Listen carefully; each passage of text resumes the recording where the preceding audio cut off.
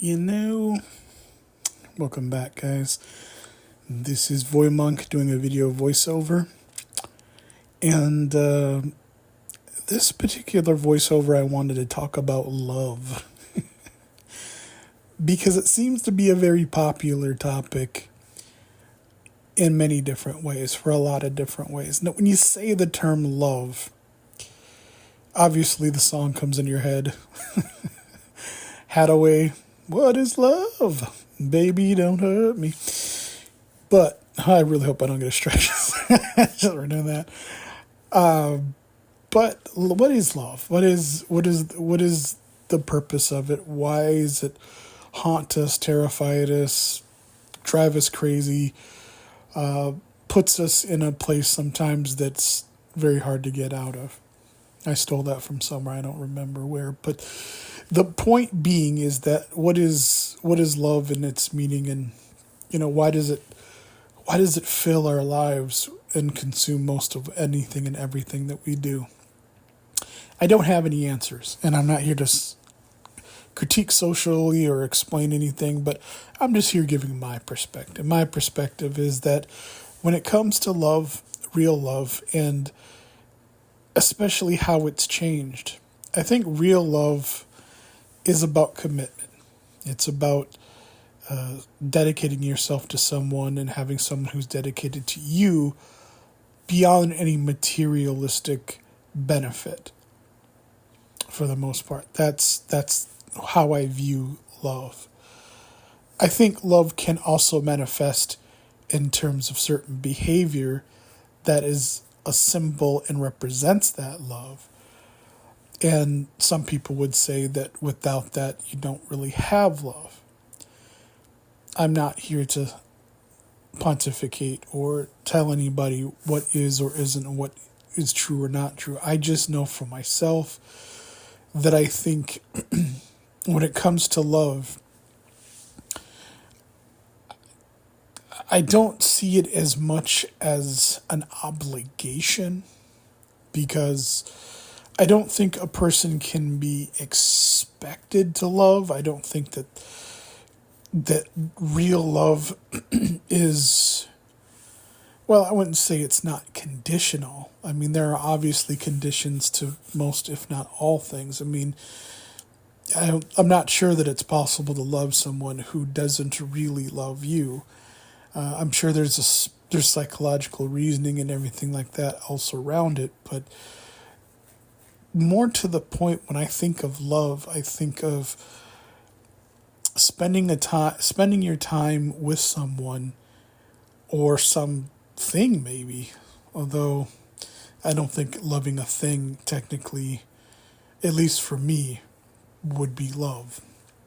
Loving someone who's not perfect, no, loving someone who doesn't always do the things that you expect, and never really expects of you anything other than to reciprocate, to give what you get. I want to say that that's at least the first step, the first part of love. And I think that that's the kind of love you can have for just about anybody. Anybody. You can have that, I think, a love for everybody to a degree. Now, to say it's unconditional, I don't think that's true. Now, of course, obviously, there's maybe what some would call a deeper love, and that would be something more along the lines of a romantic love. A romantic love is someone who you don't necessarily start off with, or someone that you just happenstance to meet and then become friends, and then later eventually have a bond. I think a romantic is about a little bit more than that. I think that's a little bit less just about need or rather want, in terms of having friends and being cool and being popular.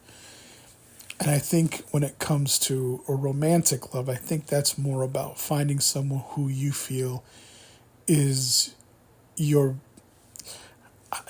I guess I kind of want to hesitate to say better half, because I don't think it's necessarily about something that's missing. And I could be wrong about that. I mean, maybe the way that I'm articulating this doesn't really come off well, but I think it's about adding to. Uh, I mean, some people might say that love is about not being lonely. And I think if you do have actual love, it's a benefit of it benefits you and not being lonely. But I don't think that that's the reason to love someone, because I don't know if that's altogether ultimately a real true love, as opposed to something where someone is asking and someone is giving. And I think real love is kind of give and take without a lot of expectations in terms of, I want to say ultimatums and demands, but more along the lines of, I believe in a romantic sense, it has to be something that's completely voluntary. You have to want to wake up every morning with the same person, like you want to get up and have $1 million in the bank. It has to be that kind of want. And although you may not necessarily need $1 million, I'm sure you could disagree with me on that. But it's something that it does your life better to have and be part of, rather than to be apart from. And so to me, I think that would maybe be the other part of love. Not that first part that I meant, which is a general kind of goodwill and not to do any harm, and to, to want better for those around you as you would want for yourself. Kind of the golden rule, if you will. I think a deeper kind of love more or less has to do with finding someone who doesn't necessarily complete you, but someone who acts as kind of a bonus that helps to make the life that you're already living better in many ways, besides just, I mean, I think some of the obvious. And then I think there's another kind of love, and I'm speaking of this in kind of degrees, but I don't know that they're all different in terms of and separating them in that way, more than I think that they are just simply, maybe there's a difference without there being a difference, and maybe there isn't. I think the deepest kind of love is one like, say, for a mother and her child, or someone that you've gone through some things in life and shared a life experience already. Someone who you're deeply committed to, because they are much a part of you as you are of them, whether you like them or don't like them. That, to me, I think is probably the deepest kind of love. Like, I think you can have children and love them, but you don't have to like them. Just as I actually believe you can marry someone who you're in love with, but you also don't like them. And I think that kind of broadly goes into that deeper of the expectations and conditions and that. I don't think if someone abuses you that's love. I think some people can misinterpret that as being a way to find love. I don't know, and I'm certainly not here to try to figure that out, like I said, or specific. I'm just sharing what, to me, my experience with love is. And I think the more important, or the more poignant part of love is that I don't think that it's perfect. I don't think that love is a type of thing that you can have without the expectations that sometimes things are going to be difficult or rough. And I don't think that you can love with the idea that it's like a phone, or it's instant. It's just something that you can press a button and things behave the way you magically think they should, or the way you think that things are designed. I don't think there's any kind of design like that. Not really. I think you can certainly control aspects of your life that have to do with those you love, but I'm not entirely sure that you can make decisions that are going to make someone love you. Or even if you try to manipulate someone to actually, even if you convince them that they love you and they don't actually love you, that is in any way real love, or love in the way that I'm saying is the deepest part of the expression of that love, which is you're a part of someone and they feel a part of you. You've gone through something, and that them living, them doing well, them being part of you isn't something that I would say that you elect, as much as it is something that you feel and you can't control. Now, I don't think that necessarily means that if someone abuses you, or someone treats you rough or terribly, that those aren't conditions that would be acceptable, at least for me, to say, you know what, I don't necessarily want this relationship. I may love this person, but I don't like them enough to be around them. And short of something that would be for absolute need, I don't want to have this person around me, and I don't want to be around them. And that's tough, because I do think there's a lot of people that have families, friends, and things of that nature, that they're kind of in that same boat. All right? They're in that same situation. I know I have, and I'm speaking of myself, that there are people that I absolutely do love, that I care a great deal for. But then there's also the other part too, which is when I was younger, the other element is, and I haven't really approached this or said anything about this in anything that I've ever made in terms of content, but I reveal it as this. There's the idea of something, and then there's the reality. There is the expectation, and then there's, again, the reality. There's the theory, and then there's the practice of what actually happens. And so it's easy for at least me to get raveled up in that conundrum of whether or not I love someone or I don't, or whether or not I value this relationship or I shouldn't, or I'd like to deal with this or deal with that kind of person. And the truth is, it's me convincing myself of something rather than what actually is.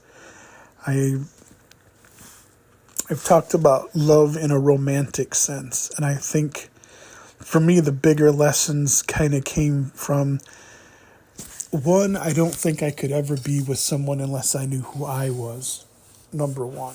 I think that was a problem growing up, and probably stifled me for most of my life from ever actually having any meaningful long-term or any kind of romantic relationship.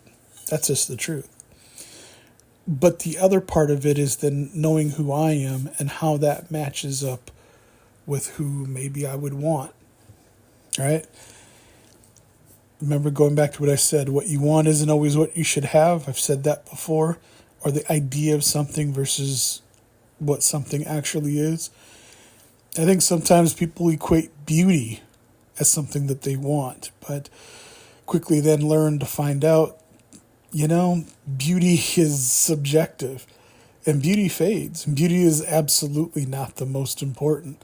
Looks, wealth,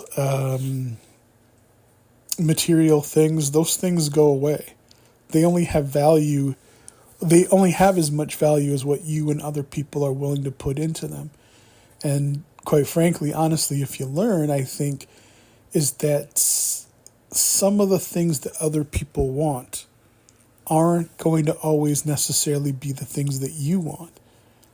And that's that's part of that reality that I'm talking about, is to understand that I think when I was younger, I looked at things from the perspective of someone who didn't know how it all worked. Looked for answers to try to find different places as to what it would mean to be in a romantic relationship, and to have it be successful and fulfilling, and all that kind of stuff. And it's just like, I mostly had TV. I mean, I had a few role models around me and stuff, but for the most part, I didn't really have a clue, which is something that's very helpful if you're very young.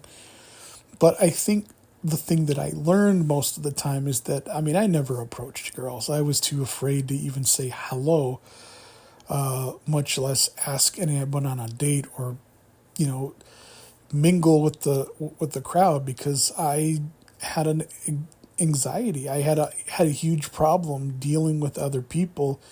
On top of which, I dealt with a lot of the things in my own life that were dysfunctional and hard to deal with, and it was just part of the life that was, at least for me, growing up in the 80s and 90s. And so I say those things because what looks like something that is good, something that you might want, something that is interesting, the reality is, the less you know about that, the more you're likely to be obsessed and fascinated and in love with an idea rather than the reality or the truth or the person, or knowing enough about yourself to know what you want. And of course, what you want, maybe not knowing if that's really what it is you need or should have.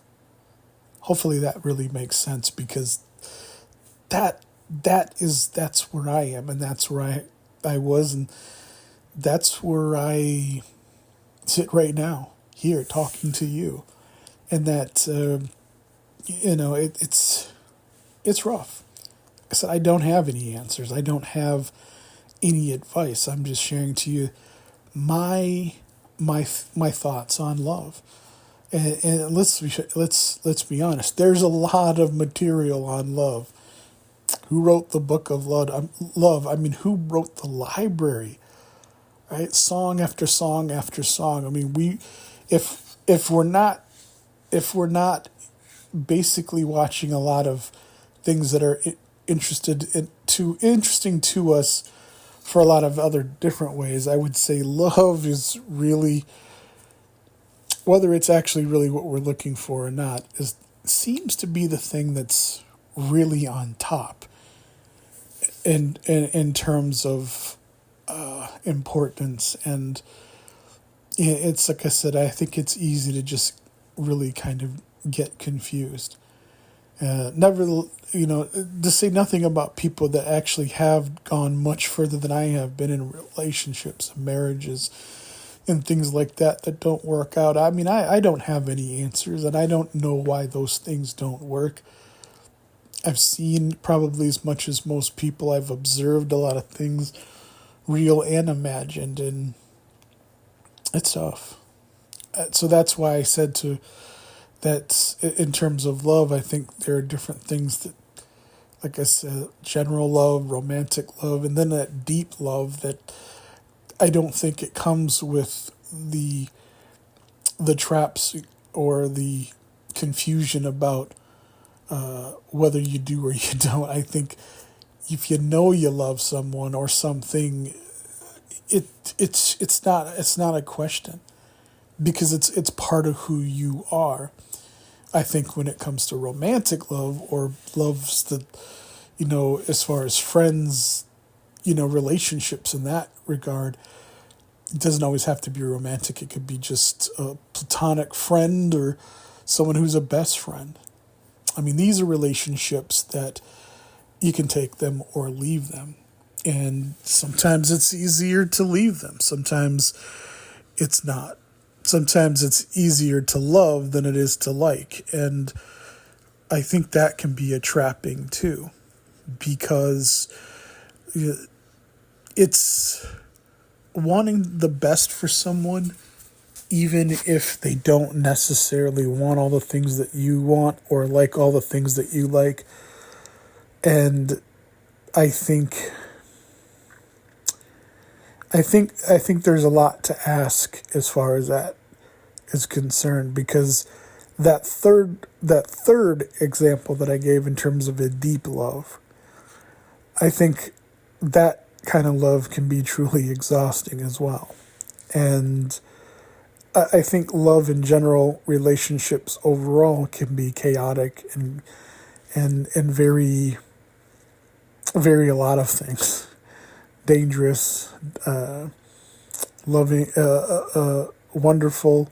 They can be a lot of different things. But I think they have to be real. I think they have to be honest. And I think they have to be a bit more about what is real, as opposed to that thing I said about romantic love. Because I think when I hear people talk about dating in terms of who people are as opposed to how they present themselves, right? And for me, going back to my perspective, I remember I was infatuated with women and girls that I thought would be perfect. And it wasn't until I honestly stopped and I said, you know what? Look at who they are with. Look at who they do love. Look at who they are in a romantic relationship with. And don't judge. I'm not talking about judging. I think that show, Being Curious, be curious. If the person that you are interested in is an example, the kind of person that they're with, the kind of person that excites them, the kind of person that might be a reflection of who they are and what they want. The question for myself is, am I that kind of person? You know, as much as I may fawn after or, be interested in a woman, if I look and I see what kind of guy does she really want?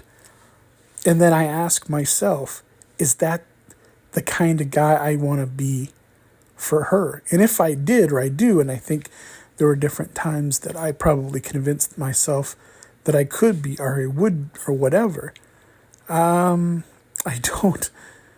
I don't think that matched reality ever, because the reality is that to me is a romantic love. I think that's more of a liking rather than a loving. There aren't any conditions to love that I have for my mother. I will be there for her no matter what, whether I like her or not, which I not only, I like her as well, but I love my mom. But I'm saying to that's a person that, every day that she's on this earth and she's my mother, I love her and I'm feeling blessed and I feel thankful and I ask every day for her health and her to be safe and, to let her know that I want to be the man that makes her proud. And when I think about other relationships that I have, it's the same thing. And I think the haunting thing is, of course, the other side of the failures and the things that you don't do and the mistakes that you do make. Those are also prices for deep love and what you can and can't do for other people. And if you can translate that into the romantic relationships, well, that's even all the more complicated as well. So, yeah. What is love? If you're listening to this, you're no closer to understanding or knowing that, I think, than I've ever been. But it's good to talk about it. I think it's interesting to have the conversation about the goods and the bads. Not dwell on the bads, but learn from them and at least try to say, these are the things, even if I would have, could have, rather did the other thing. As I said, for the women that I was fascinated with or interested in or whatever, I look at them now and, man, life is brutal to everyone. And I don't think anyone ever gets out of this entire thing without having some regrets, probably some things that they would have done different. I'm not saying I would call it regrets. I mean, you can call it whatever you want, but I think there are definitely things that we wonder about and we're curious. And as far as I think something that kind of gets done a lot is that, I mean, I'm a Gen Xer, and we oftentimes compare things now as the way they used to be. But growing up in the 80s, I definitely remember our parents doing the exact same thing.